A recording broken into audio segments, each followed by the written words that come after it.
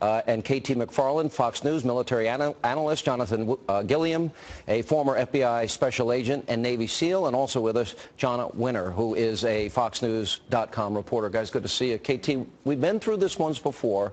I noticed some of the coverage tonight, almost immediately people go, it is not terrorism.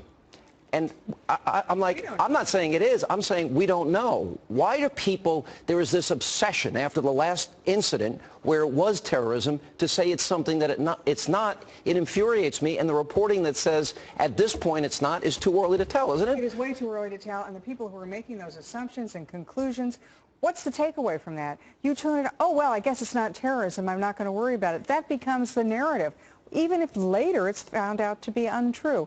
We don't know.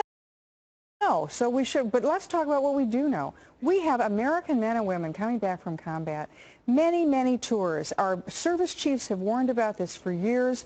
We are not giving them the adequate treatment that they have. They're coming back with massive post-traumatic stress syndrome. They've had suicide attempts. This is something. All this stuff. I have met many of these men and women that have been overseas fighting in Iraq and Afghanistan. There's some 250,000 of them that are suffering real trauma from PTSD. Absolutely. Now, these people are suffering. Are they getting the care that they need? And at the end of the day, are we really turning our backs on these guys? It's 1% of the population, and what have you seen the president do and this administration? Well, he went to a fundraiser tonight. Well, but they're cutting back benefit after benefit after benefit. The benefits that our men and women in uniform have earned, those are getting cut back. Who's not getting cut back? Civilian employees, bureaucrats. They don't get their pensions cut. They don't get their benefits reduced. And here we have men and women who go and fight and die and bleed for us.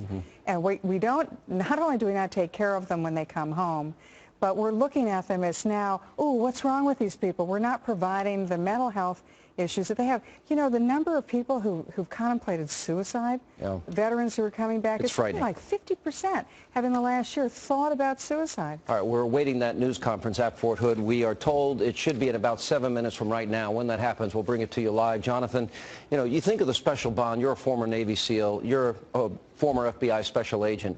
There is a bond that is inexplicable, one you cannot explain to people among military personnel, and this has now happened twice in Fort Hood. It's got to be devastating for this community. It is, and I'll tell you, Sean, going right along with what KT was saying, I'll tell you what's really devastating is the fact that these men and women are charged with carrying weapons overseas. They're charged with taking another person's life in accordance to what our country's fighting for. Yet when they come back, they take those weapons away from them. They don't trust them with those weapons. I've seen National Guard individuals, soldiers, in a airport or doing security after a major event that happened somewhere, and they don't even have any ammunition in their magazines. Why are they not trusted? Well, that's a great question. Answer your own question. Why do you think that would be?